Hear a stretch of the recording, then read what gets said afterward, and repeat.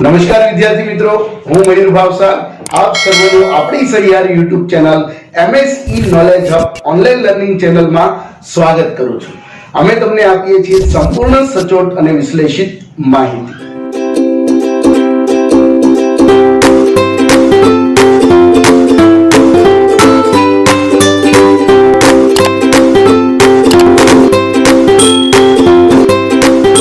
નમસ્કાર વિદ્યાર્થી મિત્રો, ધોરણ 12 કોમર્સ વિષય આંકડાશાસ્ત્ર એટલે કે સ્ટેટિસ્ટિક્સ ભાગ 1 ચેપ્ટર નંબર 1 સૂચકાંક ની અંદર આપણે આગળની રીત જોઈએ મિત્રો। ભારિત સરેરાશની રીત આપણે જોવાની છે મિત્રો, બરાબર। હવે ભારિત સરેરાશની રીતને તમે ભાર આપનાર રીત પણ કહી શકો, મહત્વ આપનાર રીત પણ કહી શકો। એકાઉન્ટ્સની અંદર મિત્રો પાઘડીવાળા ચેપ્ટરની અંદર આવશે અથવા તમે શીખી ગયા છો। એમાં સાદી સરેરાશ અને ભારિત સરેરાશ બે રીત આવે છે, તો એવી જ રીતે આ પણ એક ભારિત સરેરાશ છે મિત્રો। ભારિત સરેરાશની રીતે સૂચક આંક માટે તમારે આઈની જરૂર પડે છે। આ એટલે સૂચક આંક જ અને ભાર। દરેકે દરેક વસ્તુનો સૂચકાંક જુદો જુદો હોય છે, દરેકે દરેકનો ભાર, મહત્વ, પ્રમાણ પણ જુદું જુદું હોય છે મિત્રો। એટલે અહીંયા સૂચકાંકનું સૂત્ર છે સિગ્મા IW ના છેદમાં સિગ્મા W। આ એટલે સૂચકાંક અને W એટલે કે ભાર, જેને કહેવામાં આવે છે। હવે જ્યાં આ એટલે સૂચકાંકનું સૂત્ર જ છે મિત્રો, આપણને ખ્યાલ છે P1 ના છેદમાં P0 ગુણ્યા 100 સૂચકાંક, જેને ભાવ સાપેક્ષ ટકાવારી પણ કહેવામાં આવે છે મિત્રો। ભાવ સાપેક્ષ ટકાવારી તરીકે પણ ઓળખવામાં આવે છે। અને આ જે ભાવ સાપેક્ષ ટકાવારી જે છે એને I સૂચકાંક તરીકે ઓળખાય છે। ચાલુ વર્ષનો ભાવ છેદમાં આધાર વર્ષનો ભાવ ગુણ્યા 100 મિત્રો, બરાબર। હવે આ જે W છે એને ભાર, મહત્વ, પ્રમાણ તરીકે ઓળખવામાં આવે છે, બરાબર। ભાર, મહત્વ, પ્રમાણ તરીકે ઓળખવામાં આવે છે। બીજી રીતનું એનું સૂત્ર છે W બરાબર P0 Q0, બરાબર છે। આધાર વર્ષનો ભાવ અને આધાર વર્ષનો જથ્થાનો ગુણાકાર કરો એટલે તમને ભાર મળશે મિત્રો, બરાબર છે। કુલ ભાર અહીંયા મળશે, સિગ્મા W એટલે કુલ ભાર। હવે મિત્રો આપણે સૌથી અગત્યનું આ રીત જે છે એના પછી આપણે રીત જોવાનું છે ત્રણ સૂત્રો જે મહત્વના છે, IL, IP અને IF એટલે કે લાસ્ટ પિયર માટે તમારે એક વસ્તુ યાદ રાખવાની છે કે લાસ્ટ પિયર માટે તમારે 1000 અંક યાદ રાખવાનો છે મિત્રો। શું યાદ રાખવાનું છે? 1000 અંક। હવે 1000 અંકને તમારે જે છે એ સરળતાથી યાદ રાખી અને તમારે ગણતરી તમે શીખી શકો છો। લાસ્ટ પિયરનો સૂચકાંકનું સૂત્ર છે સિગ્મા P1 Q0 છેદમાં સિગ્મા P0 Q0 ગુણ્યા 100। ટૂંકમાં તમારે આ સૂત્ર યાદ રાખવું હોય લાસ્ટ પિયરનું તો IL ઇઝ ઇક્વલ ટુ 1000 યાદ રાખવાના, 10 અને પછી 00, બેની જોડ। હવે અહીંયા લખવાનું PQ છેદમાં આગળ સિગ્મા લગાડી દેવાનું P અને Q ગુણ્યા 100। આ વસ્તુ common, PQ common, PQ sigma PQ। હવે 1 0 અને 0 એટલે તમારું બની જશે લાસ્ટ પિયરનો સૂચકાંક।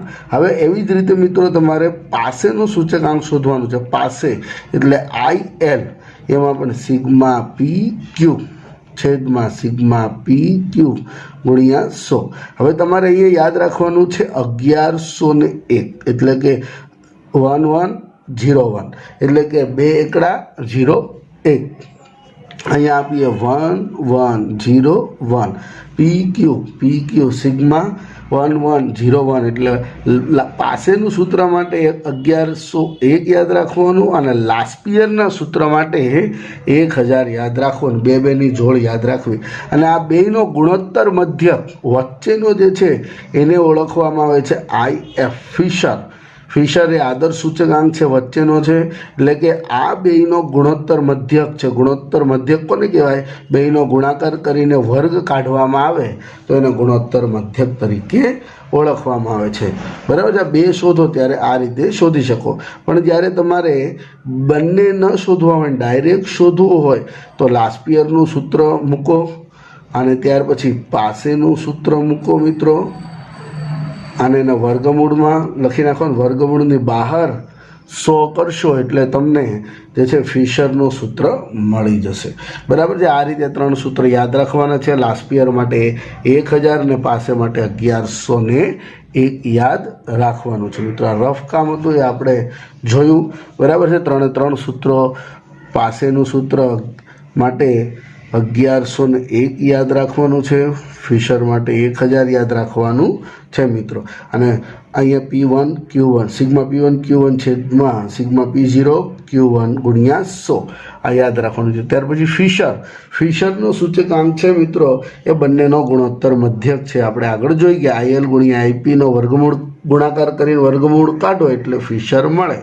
અહીંયા ડાયરેક્ટ શોધવાનું તો એનું સૂત્ર આ રીતે લખી શકાય. P1 ગુણ્યા PG sigma P1 Q0 sigma P0 Q0 બીજો ગુણાકાર PG sigma P1 Q1 sigma P0 Q0 અને એમનો ગુણાકાર કરી બંનેનો વર્ગમૂળ કાઢીને પછી 100 કરો એટલે તમને ફિશરનો સૂચકાંક મળે. હવે મિત્રો આ રીતના દાખલાની અંદર ભારિત સરેરાશની અંદર બીજું એક પૂછાય છે કે કુલ ખર્ચ. જ્યારે તમને દાખલામાં કુલ ખર્ચ કોલમમાં આપેલું હોય, કુલ ખર્ચ, બરાબર છે, તમે જોઈ જ જશો. અહીંયા 2 વર્ષ આપેલા છે, 2 વર્ષ. એક વર્ષ હશે ચાલુ વર્ષ અને બીજું વર્ષ હશે આધાર વર્ષ. ચાલુ વર્ષમાં ભાવ હશે અને જથ્થો હશે, આધાર વર્ષમાં પણ ભાવ હશે અને જથ્થો હશે. એટલે 4 વસ્તુ છે. ચાલુ વર્ષનો ભાવ, જથ્થો, આધાર વર્ષનો ભાવ, જથ્થો. બરાબર. ચાલુ વર્ષને 1 કહેવાય, આધાર વર્ષને 0 કહેવાય. ચાલુ વર્ષનો ભાવ એટલે P, જથ્થો એટલે Q. ભાવ એટલે P, જથ્થો એટલે Q. ચાલુ એટલે 1 P1 Q1. આધાર વર્ષ એટલે 0 એટલે P0 Q0. બરાબર છે. તો આ રીતે તમે લખી શકો છો. હવે તમને દાખલાની અંદર કુલ ખર્ચ એવો શબ્દ આપેલો હોય. શું આપેલો હોય? કુલ ખર્ચ. અને સાથે વપરાશ આપેલો. વપરાશ એટલે જથ્થો. વપરાશ એટલે શું? જથ્થો આપેલો. કુલ ખર્ચ અને વપરાશ આપેલો હોય તો તમારું સૂત્ર, તમને એકમ દીઠ ભાવ મળે અથવા ભાવ મળે. એકમ દીઠ ભાવ અથવા તો ભાવ મળે તો કુલ ખર્ચના છેદમાં વપરાશ એટલે જથ્થો એટલે એકમ દીઠ ભાવ મળે. એના દાખલા આપણે જોઈશું મિત્રો. ત્યાર પછી વપરાશ બરાબર કુલ વપરાશ અને કુલ ખર્ચ આપેલો હોય તો ભાવ અને કુલ ખર્ચ આપેલો હોય તો વપરાશ મળે. વપરાશ અને કુલ ખર્ચ આપેલો હોય તો જથ્થો મળે. બરાબર છે. વપરાશ એટલે જથ્થો અને કુલ ખર્ચ આપેલો હોય તો ભાવ મળે, અને ભાવ અને કુલ ખર્ચ આપેલો હોય તો વપરાશ મળે. કુલ ખર્ચના છેદમાં જે આપેલું હોય છેદમાં મૂકો એટલે એની અપોઝિટનું મળે મિત્રો. તો આ થિયરી છે. આજે આપણે દાખલા જોવાના છે ભારિત સરેરાશના. તો ભારિત સરેરાશના આપણે 2 દાખલા જોઈએ મિત્રો. તો કે ચોપડીની અંદર પુસ્તકમાં આપણને આપેલો છે સ્વાધ્યાય 1.3. સ્વાધ્યાયનો 1.3ના દાખલા જે આપણને આપવામાં આવ્યા છે મિત્રો, એ જોઈએ. તો કે સ્વાધ્યાય 1.3નો પહેલો દાખલો આપણે જોઈએ મિત્રો. તો કે એની અંદર શું કહ્યું છે? આપણને શું કહેવામાં આવ્યું છે સ્વાધ્યાય 1.3માં? એક ઇલેક્ટ્રોનિક વસ્તુના ઉત્પાદનમાં વપરાતી 6 જુદી જુદી વસ્તુ અંગે નીચેની માહિતી નીચે પ્રમાણે છે. તે પરથી સૂચકાંક ગણો અને તેનું અર્થઘટન કરો મિત્રો. સૂચકાંક ગણી અને તેનું અર્થઘટન કરવાનું કહ્યું છે મિત્રો. બરાબર. અહીંયા વસ્તુ આપેલી છે, પછી ભાર આપેલો છે. ભાર એટલે તમે એને કહી શકો W, અને ભાવ સાપેક્ષ ટકાવારી એટલે I. તમને I અને W આપી જ દીધું છે મિત્રો. બરાબર છે. એટલે આપણે આ રકમ અહીંયા લખી છે, I અને W આપી દીધેલો છે. આ ભાર એટલે એને કહેવાય છે I, ભારને કહેવાય W, અને ભાવ સાપેક્ષ એટલે કે I. W તમને આપી દીધેલું છે. અહીંયાનો સરવાળો એટલે સિગ્મા W થશે, અને અહીંયા એનું સૂત્ર આપણે લખીશું એટલે IW આવશે મિત્રો. બરાબર છે. તો કે IWની આપણે રીત છે. અહીંયા I અને Wની તમારે જરૂર પડે. સિગ્મા IWના છેદમાં સિગ્મા W. હવે I અને Wનો ગુણાકાર કરવાનો છે, આ બંનેનો ગુણાકાર. તો કે એના ગુણાકારની આપણે ગણતરી કરીએ तो 5 गुणिया 290 એટલે 1450. 10 गुणिया 315 એટલે 3150 गुणिया 10 એટલે 2800 बराबर છે. 30 गुणिया 300 30 गुणिया 300 એટલે 9000. 315 गुणिया 20 એટલે 6300. 2500 गुणिया 320 એટલે 8000. હવે એનો સરવાળો કરીએ એટલે એને કહેવાય સિગ્મા IW. બરાબર છે. 1450 3150 2800 9000 6300 8000 એટલે કે 30700. હવે અહીંયા આપણે શોધીએ સૂચકાંક. સામાન્ય સૂચકાંક I is equal to sigma IW ના છેદમાં સિગ્મા W. 30700 ના છેદમાં આપણે સરવાળોનો બાકી છે 5 plus 5 plus 10 plus 10 plus 30 plus 20 25 એટલે 100. એટલે અહીંયા જવાબ આવશે 100. એટલે 307. બરાબર છે. 307. હવે અર્થઘટન. આ થયો ચાલુ વર્ષનો સામાન્ય સૂચકાંક થયો 307. બરાબર છે. 307 જવાબ આપણો આવ્યો. I is equal to 307. હવે અર્થઘટન શું થાય તો કે 307 માઇનસ 100 એટલે 207% વધારો થયો એમ કહેવાય. બરાબર છે. 207%નો વધારો થયો. 100 માઇનસ કરી નાખવાના. 100 કરતાં વધુ જેટલા આવે એટલી ટકાવારી વધારો કહેવાય. અને 195 આવત તો 5%નો ઘટાડો કહેવાય. બરાબર છે. હવે બીજો દાખલો. બીજા દાખલાની અંદર શું કીધું છે કે એક ફર્નિચરની બનાવટની વસ્તુ ઉત્પાદનમાં વપરાતી 6 જુદી જુદી વસ્તુ અંગેની નીચેની માહિતી પરથી વર્ષ 2014ના આધારે વર્ષ 2015નો સૂચકાંક ગણો અને તેનું અર્થઘટન કરો. ચાલો 2015 માટે સૂચકાંક શોધવાનો છે. ભાર આપેલો છે. ભાર એટલે W. એટલે અહીં સિગ્મા W તો આવી જ જશે. ભાર તમને આપી દીધેલો છે. વસ્તુ આપી છે. ભાર આપ્યો છે. 2014નો ભાવ આપ્યો છે. 2015 ભાવ છે એટલે P આવે. હવે આધાર વર્ષ કહેવાય એટલે 0. 2015 ચાલુ વર્ષ કહેવાય. જે લેટેસ્ટ હોય એ ચાલુ કહેવાય. અને જે ભૂતકાળનું દેખાય બેમાંથી એક પહેલાંનું દેખાય એને આધાર કહેવાય. એટલે P1 અને P0 આપેલો છે. અહીંયા તમને W આપેલો છે એટલે કે ભાર 17 15 22 16 12 અને 18 100 આપેલો છે. હવે I શોધવો પડશે. I નથી તો આઈનું સૂત્ર બનશે.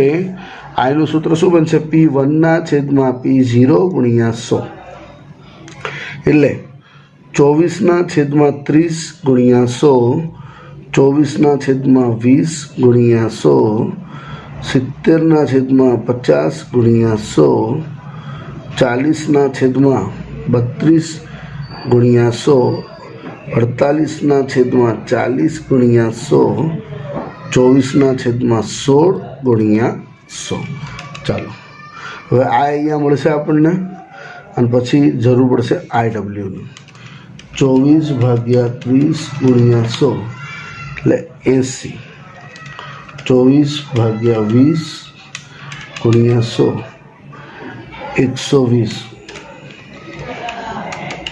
70 ભાગ્યા 50 ગુણ્યા 100 એટલે 140. 40 ભાગ્યા 32 ગુણ્યા 100 એટલે 125. 48 ગુણ્યા 40 48 ભાગ્યા 40 ગુણ્યા 100 એટલે 120. 24 ભાગ્યા 16 ગુણ્યા 100 એટલે 150.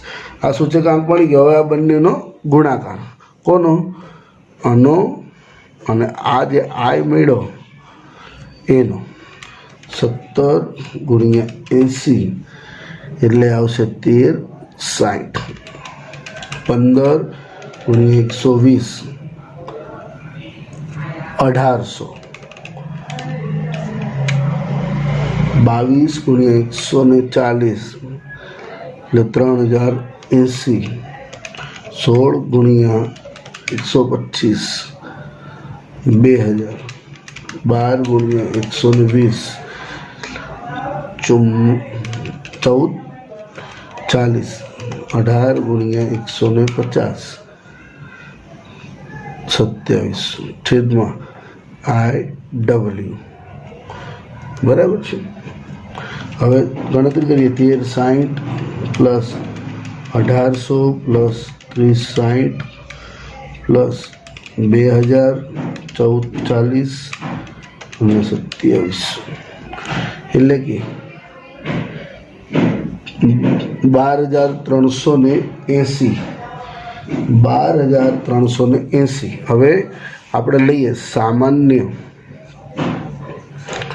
સૂચક આંક. બરાબર છે. સામાન્ય સૂચક આંક I is equal to sigma IW ના છેદમાં સિગ્મા W. IW કેટલા છે? 12380 ના છેદમાં 100 એટલે I is equal to 123.80. I is equal to કેટલા? 123.80. હવે જો મિત્રો અર્થઘટન 100 કરતાં વધારે છે. હા, તો 123.80 માઇનસ 100 કેટલા થાય? 23.80% નો વધારો થયો છે. આટલું તમે લખી નાખો એટલે તમારો જવાબ કમ્પ્લીટ પૂરો થઈ ગયો કે બરાબર છે. તો આ રીતે જે છે મિત્રો આ તમે શોધી શકો. જો W ન આપ્યું હોય તો W નું સૂત્ર શું છે? P0Q0. બરાબર છે. P0Q0 એટલે W. I નું સૂત્ર તો ખ્યાલ છે આપણને અહીંયા આપી દીધું છે.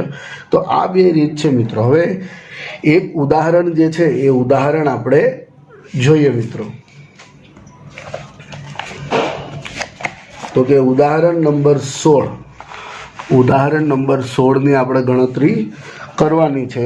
જોઈએ આપણે ઉદાહરણ 16 શું કહેવા માંગે છે તે. તો કે ઉદાહરણ 16ની અંદર એક ઔદ્યોગિક વિસ્તારમાં